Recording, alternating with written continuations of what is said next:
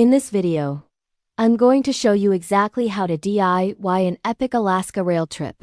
The hotels we booked, the airfare we hacked with points, the excursions that are actually worth it, and how we wrapped it all up on the final leg from Denali down to Anchorage, finishing with a free night at the Hyatt, thanks to those welcome offers 75,000 Chase points.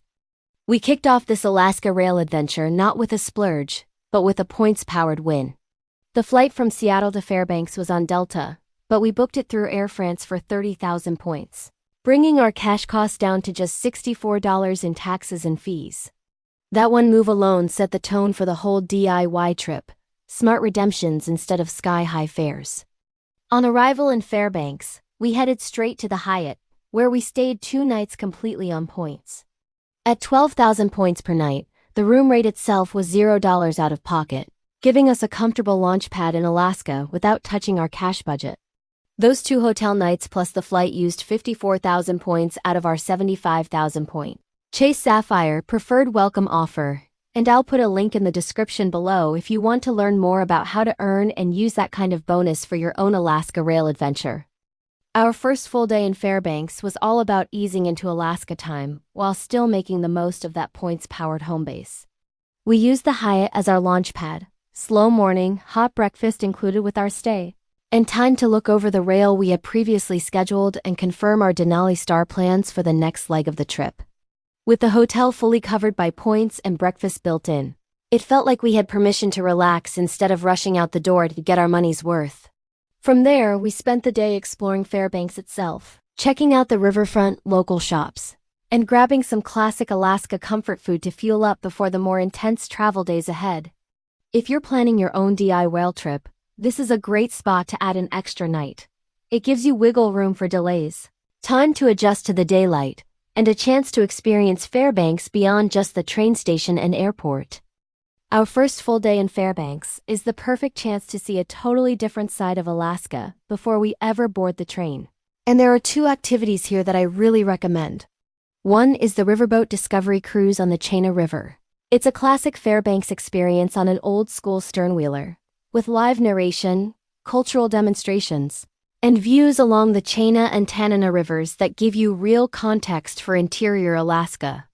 At current rates, plan on around $100 to $110 per adult for the 3-hour cruise, with lower child pricing. So it's a paid excursion, but it's one of those worth-it splurges that fits nicely into a DIY itinerary where your hotel and much of your transport are covered by points. If you want to add something quick but memorable on the same day, consider a visit to the Trans-Alaska Pipeline viewpoint just outside Fairbanks. You'll get an up-close look at a working section of the pipeline, along with interpretive signs that explain the engineering, history, and impact of the project on Alaska. Between the riverboat discovery and a potential pipeline stop, you can turn your Fairbanks buffer day into a mini high-value tour day, seeing more of Alaska without needing a rental car or organized cruise package. Day 3 is where this trip really starts to feel like a true Alaska rail adventure. This is the morning we check out of the Hyatt in Fairbanks, grab that included hot breakfast, and head over to board the Alaska Railroad's Denali Star for the run down to Denali National Park. It's not a long ride in terms of hours, but it's packed with scenery, rivers, forest, and on a clear day, your first real chance at views of Denali itself. You've got 2 main ways to ride this segment: Adventure Class or GoldStar service. Adventure Class is the standard coach-style car with large picture windows, access to shared dome cars, and narration along the way. For the Fairbanks to Denali route, current adult fares are around $100, with children roughly half that. GoldStar is the upgraded dome car experience with a glass-domed upper deck, open-air viewing platform, and meals included on this leg. Pricing from Fairbanks to Denali runs about $200 per adult, again with discounted child fares. If you're building a DIY itinerary like ours and watching your budget because you're already splurging on excursions in Denali, Adventure Class is often the sweet spot for this segment. Great views, comfortable ride, and lower cost. But if you want that full bucket list feel with dome seating and included food right out of Fairbanks, this is also a great place to sample GoldStar without committing to the longer, more expensive full-day Anchorage route. Day 3 isn't just a transfer day, it's a rail day. And for a train lover, this segment is a highlight of the whole trip. Leaving Fairbanks on the Denali Star, you ease out of town past yards and sidings, then quickly slip into a landscape of spruce forest, rivers, and low rolling hills that feel very interior Alaska. As the miles roll by, you've got that classic Alaska Railroad rhythm, with onboard narration pointing out small communities, river crossings, and bits of history that you'd never notice from the highway. If you're in adventure class, you'll spend most of your time in comfortable coach-style seats with big picture windows. But you can also wander to the shared dome or viewing areas for those wow shots of the scenery. In GoldStar, you're up in the full dome the whole way, with glass overhead, an outdoor viewing platform, and food service that lets you stay focused on the views instead of what's in your bag. Either way, this segment is short enough to feel relaxed, but long enough to really settle into the ride. Watch for river crossings, wide open valleys, and on a clear day, your first distant glimpses of Denali as the train curves south toward the park. For our one-night Denali stop, I want to give you a realistic sense of the lodging options and how they fit into a train-focused, budget-aware trip. Because hotels near the park are some of the most expensive of the whole itinerary, my plan is to spend just a single night here, pair it with an afternoon park tour, and then get right back on the rails the next day. That way, we still get the Denali experience without letting the hotel costs dominate the budget. If you're looking for something more resort-style than a basic motel, you can also look at properties like the Denali Princess Wilderness Lodge, just outside the park entrance. It sits above the river, has on-site dining and shops, and is set up to make logistics easy for visitors arriving without a car. The trade-off is price. You should expect to budget in the mid to high hundreds of dollars for a single summer night once you factor in taxes and food, especially in peak season. In this video, I'll show you how we keep Denali to one carefully planned night, enough time for a park tour and a taste of the area, while saving most of our cash for what this channel is really about, the train journeys themselves. Inside Denali, you've got a couple of good bus options that work well, even if you're only staying one night and arriving by train. The main narrated choice for a short stay is the Denali Natural History Tour, which runs about 3.5 hours and focuses on scenery, culture, and the early miles of the park road. Current rates are roughly $120 per adult and just over $50 per child, with park entrance included for adults. This is a solid fit if you arrive around midday on the Denali Star, as many departures fall in that half-day window. If you want to go a bit farther into the park and maximize wildlife chances, look at the Tundra Wilderness Tour, which typically runs 5.5 hours out to about mile 43 on the park road. Recent pricing is about $145 per adult and around $65 per child, including a snack and the park entrance fee. For the most budget-conscious viewers, the East Fork Transit Bus is also an option. It's not narrated, but at roughly $33 per adult, plus a separate $15 park pass for ages 16 and up, it's the cheapest way to get that deep into Denali by bus experience on a DIY trip. The next morning, it's time for the big southbound run. Denali to Anchorage on the Denali Star. The train pulls out of Denali around 12:30 p.m. and doesn't roll into Anchorage until about 8 p.m., giving you a full afternoon and evening of classic Alaska railed scenery, river canyons, wide valleys, and, if the weather cooperates, some of the best Denali views of the whole route as you pass near Takitna. You again have the choice between Adventure Class and GoldStar.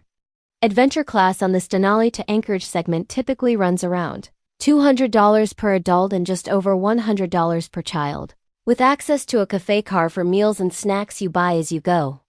GoldStar, with its full dome seating, outdoor viewing platform, and included meals and beverages, is more of a splurge.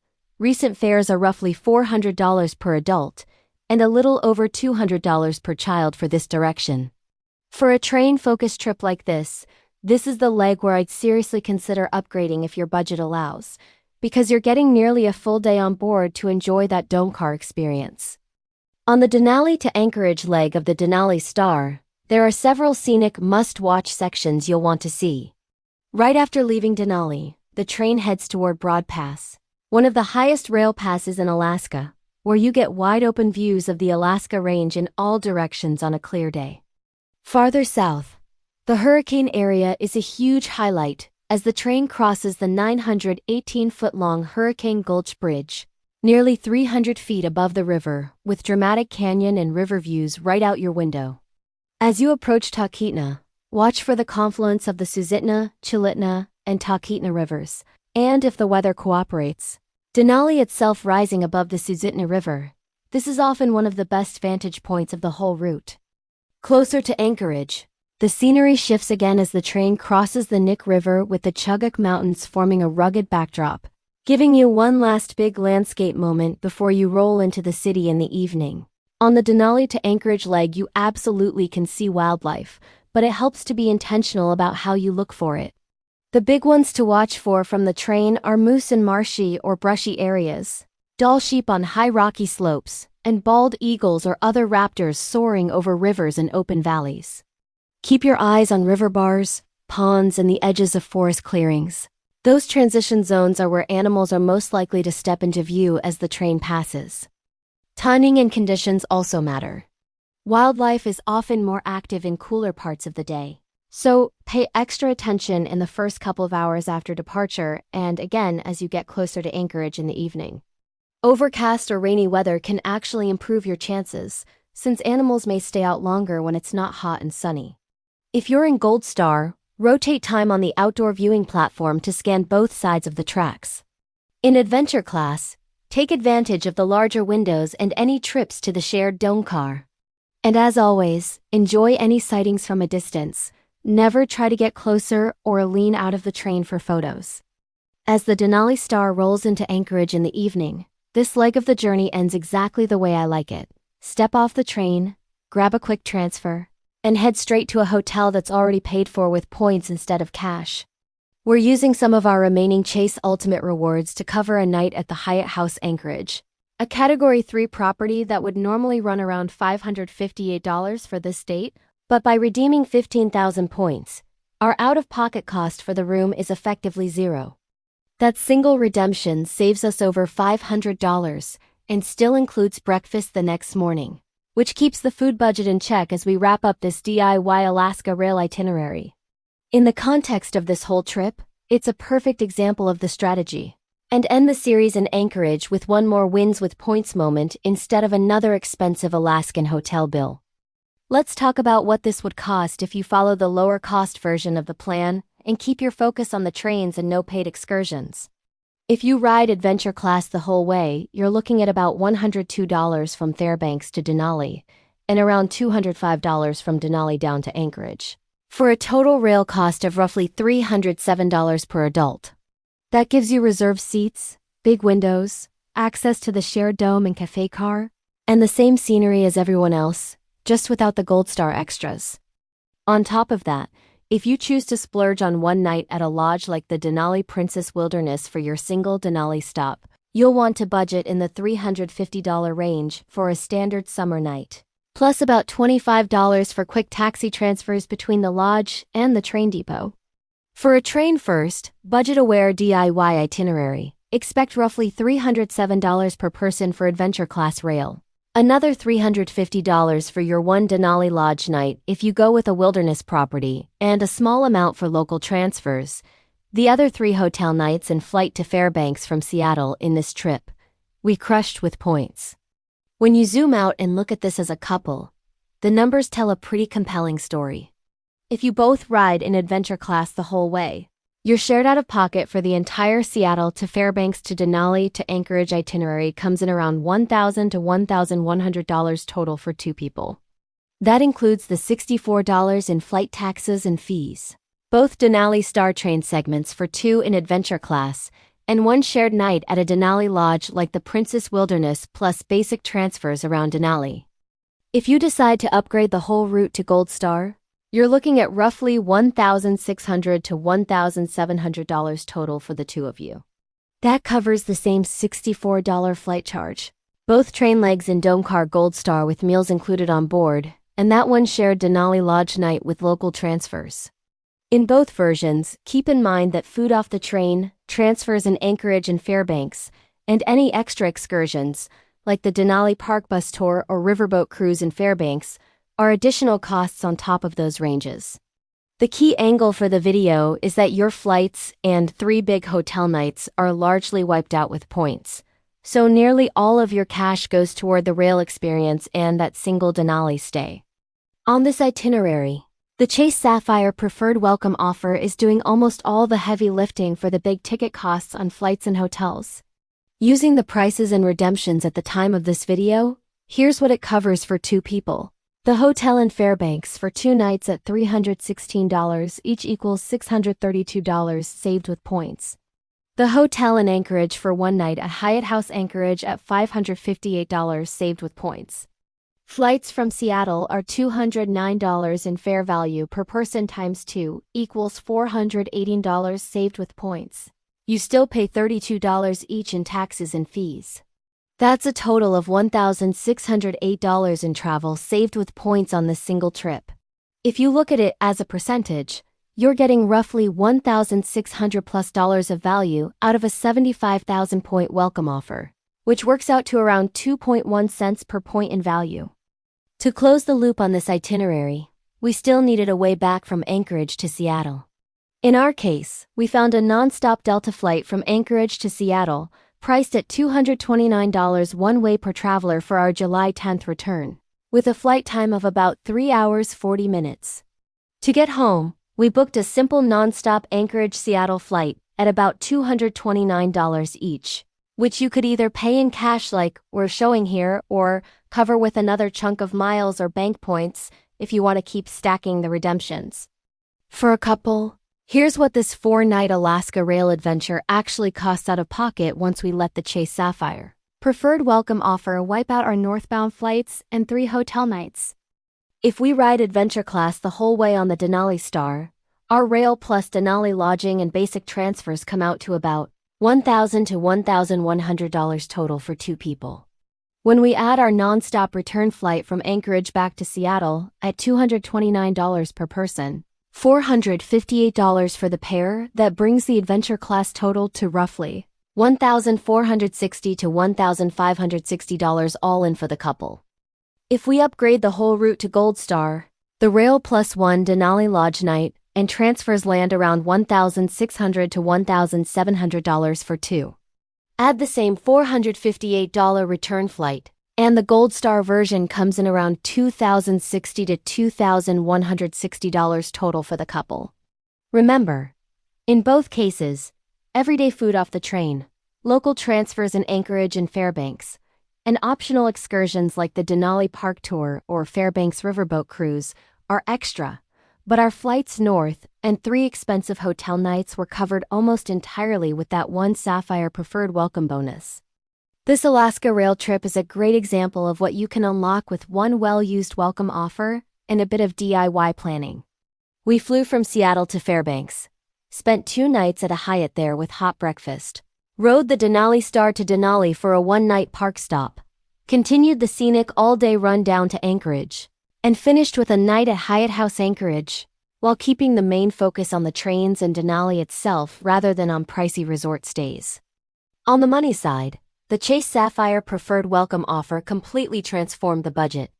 We got a northbound flight, 3 Alaska hotel nights in Fairbanks and Anchorage, and a full rail-focused itinerary out of 1 Chase Sapphire Preferred welcome offer, saving around $1,600 on this trip alone. The extra value from that bonus didn't just make Alaska cheaper. It's what made this entire DIY train adventure possible while keeping most of our actual cash free for rail tickets, 1 special night near Denali, and the excursions that make a trip like this unforgettable.